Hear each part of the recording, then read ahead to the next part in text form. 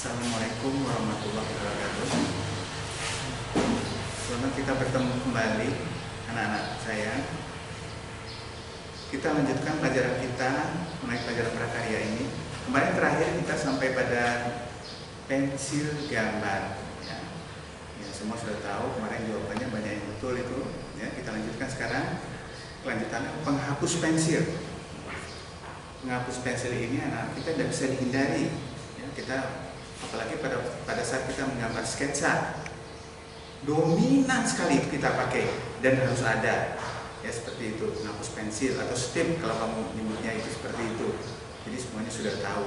Ya, penghapus pensil adalah yang kamu gunakan untuk menggambar apa saja nanti ya, karena gambar yang sudah kita kenal ada 3 di situ: gambar sketsa, gambar proyeksi, dan gambar isometrik. Penghapus pensil jangan tinggal, karena itu kita bekerjanya dengan pensil. Ya, kita merubah harus dihapus, kita salah harus dihapus, seperti itu untuk digambar dengan gambaran yang baru. Oke, sekarang kita lanjutkan.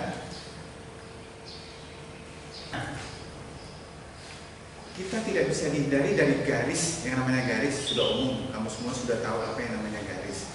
Tapi dalam gambar ini, ya, ada beberapa macam garis yang kita gunakan dan dengan keperluan yang berbeda. Ya, seperti ini kita lihat ya. Pertama, garis tebal. Ya. Pertama, garis tebal. Apa itu garis tebal? Ya, seperti ini ya, garis biasa, tapi dia tebal. Ya. Nah, sekarang apa fungsi daripada garis tebal itu? Garis tebal disebut juga garis gambar, kegunaannya menggambar apa yang terlihat dan apa yang tampak. Ya. Jadi tebal untuk jadi kita tekankan pensil kita. Ya, yang bisa kita gunakan tadi ya, ukuran pensil yang lunak. Ya, kemudian sudah tahu kan yang lunak dan yang keras. Kita gunakan yang lunak dengan ukuran yang biasa kita gunakan adalah pensil 2B. Ya. Kemudian garis tipis.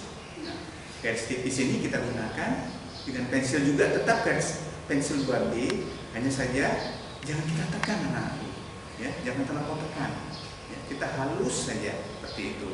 Nah, garis tipis ini garis seperti apa? Kita lihat. Nah, sama-sama dia, ya, karena garis tipis ini bukan suatu garis yang dominan, garis yang sementara, ya. Kebanyakan kita hapus nantinya, dia sebagai garis bantu nantinya. Itu jadi garis tipis dan halus. Ya. Kita lihat selanjutnya.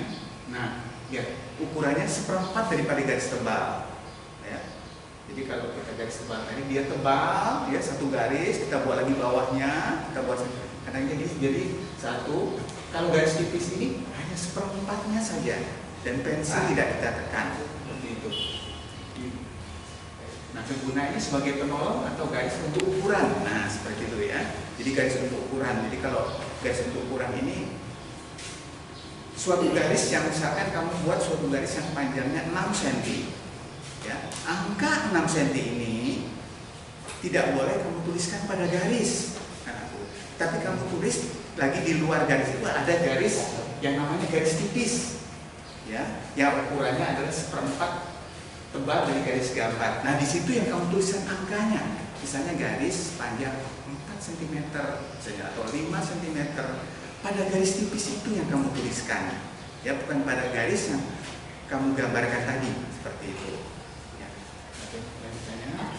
Garis putus-putus singkat. Nah, ada garis putus-putus singkat. Itu garis apa lagi? Kita lihat di situ. Kegunaannya adalah untuk menggambarkan bagian yang akan dibuang atau dibongkar, ya seperti itu ya. Jadi maksudnya seperti apa? Garis putus-putus itu nanti kita buat untuk sementara sebagai garis bantu untuk membayangkan bendanya itu seperti apa, ya.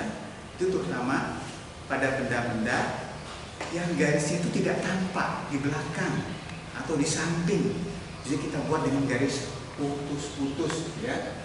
Nah, gunanya adalah untuk menggambarkan bagian yang akan dibuang. Coba nanti itu akan kita hapus. Pengertian dibuang kita hapus, ya. Setelah jadi gambarnya itu kita hapus atau menggambarkan bagian yang akan diperluas, ya. Jadi garis yang sifatnya sementara karena garisnya mungkin dikecilkan atau mungkin dia dipanjangkan atau diperluas, ukurannya diperpanjang atau ukurannya diperkecil seperti itu. Garis putus titik sumbu. Nah ini ada lagi, dia garis putus titik sumbu. Jadi dia garis titik garis titik garis titik garis titik. Itu maksudnya seperti itu dia. Ya, jadi kita membuat itu garis biasa, kemudian kita buat titik, garis lagi, titik lagi, garis lagi, titik lagi, dan garis lagi, titik lagi. Garis ini pun dia sama-sama, ya, misalnya hanya 1/4 juga atau sumbu. Apalagi garis seperti ini. Nah, seperti itu yang kita lihat, ya. Garis, titik, garis, titik, garis, titik, garis seterusnya. Nah, dia tebalnya garis ini sepertiga tebal dari garis gambar, ya. Jadi sepertiga aja dia.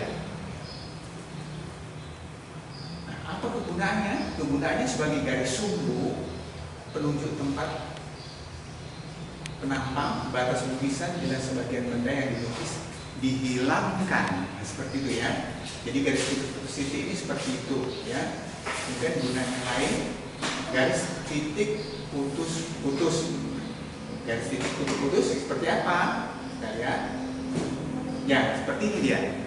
Garis putus seperti ini. Kegunaannya untuk apa ini garis ini? Kegunaannya adalah untuk menggambarkan bagian yang tidak dapat dilihat karena letaknya di belakang pandangan atau tampak, ya. Jadi garis yang tidak nyata, tapi ada, karena garis merupakan suatu batasan daripada suatu benda, ya. Karena benda itu punya batasan. Misalkan benda panjangnya 6 cm, lebarnya 3, ya. Nah, kemudian nanti benda itu dia kalau panjang dan lebar, berarti bendanya berbentuk 4 persegi panjang. 4 persegi panjang itu, nah dia punya batasan, ya, panjang dan lebarnya. Panjangnya ada 2, lebarnya ada 2. Nah seperti itu, ya. Nah itu namanya batasan. Gunanya untuk menggambarkan bagian yang tidak dapat dilihat. Nah sekarang 2 bagian dari batasan tidak dilihat, itu kita gambar dengan garis putus atau titik boleh, dan putus itu juga boleh. Nah, coba Bapak jelaskan. Bahkan kamu sudah membuat suatu latihan, ya, membuat suatu latihan gambar. Kita buat suatu latihan ini adalah gambar sketsa kursi belajar dengan syarat sebagai berikut. Buatlah kamu gambar di kertas biasa. Tapi perlu yang kamu ingat ya nak, yang ada di situ hanya pensil dan penghapus, ya, yang ada di mejamu itu. Siapkan kamu kertas yang ukuran 4A, ya. 4A itu besarnya seperti kertas folio biasa, seperti itu, tapi kosong ya, jangan ada garisnya. Nah itu bentuk gambar sesuai dengan gambar yang diukur. Ukuran gambar yang dinyatakan dalam satuan sentimeter. Kertas yang digunakan menggambar adalah 6PS ukuran 4A. Alat yang digunakan menggambar adalah penggaris dan pensil. Jadi coba-coba kamu buat ya, mau buat seperti Bapak tiap hari. Ukurannya, ya, ukurannya skala ya, kayak pakai skala. Skala itu kalau misalkan kamu akan menggambarkan kursi belajar, kalau besarnya sama dengan kursi belajar itu nggak mungkin lah, ya. Jadi gambarnya dia lebih kecil, ya. Nah, kalau dia supaya dia lebih kecil, itu dibuat skala yang seperti Bapak jelaskan pelajaran sebelumnya, ya, seperti itu, ya. Jadi misalkan ukurannya itu ada 50 cm misalkan, setengah meter, ya. Nah, 50 cm tidak mungkin lah kita gambarkan di buku gambar. Jadi kita buat gambar, dia menjadi 5 cm. Dengan skala di sini kita buat 1/100. Jadi kita buat hanya 5 cm saja panjangnya. Jadi kira-kira seperti itu. Ya, ini kamu coba gambarnya ya. Nah seperti itu. Yang seperti cara membuat garisnya sudah Bapak ajarkan. Kamu buat di situ, ya. Ya ukurannya juga sudah Bapak ajarkan. Tidak boleh menggunakan instan anakku, tidak boleh. Jadi kamu sudah bisa, sudah terbiasa dengan garis 1 cm. Ya. Kalau dia lebih atau kurang, itu hanya dalam mili ya. Ya, tidak boleh kalau kamu gambarkan nanti 5 cm. jadinya 10 cm tidak bisa, atau jadi 6 cm tidak bisa. Ya, jadi dia lebih atau kurangnya sekitar kurang lebih 1 mm ya. Ya, jadi bentuk gambar sesuai dengan benda yang diukur. Jadi bagusnya bendanya sudah ada, jadi kita hanya mencontoh saja gitu ya. Tapi ukurannya sesuaikan, nah sesuaikan itu tapi dengan skala. Ya. Ukuran gambar dinyatakan dalam satuan cm. Awas ya, satuannya tadi kamu gambarkan pada pinggiran gambarnya ya, jangan pada gambarnya. Jadi kalau bangku itu ada ukuran panjang dan lebar, ukuran itu jangan kamu letakkan pada gambar, ya, tetapi pada garis tipis di luarnya. Buat garis tipis sepanjang yang kamu tentukan tadi. Nah, kamu tuliskan di garis tipis itu ukurannya, jangan di gambarnya. Jadi misalkan panjangnya 4 cm, kamu buat di situ angka 4 cm, 4 cm seperti itu. Kemudian kertas yang digunakan A4 ya, jadi sebesar kertas folio ya, sebesar A4 itu. Yang digunakan menggambar adalah penggaris dan pensil. Nah, ini kita sketsa ya. Jadi tanpa penggaris ya, nah ya, kalau penggaris.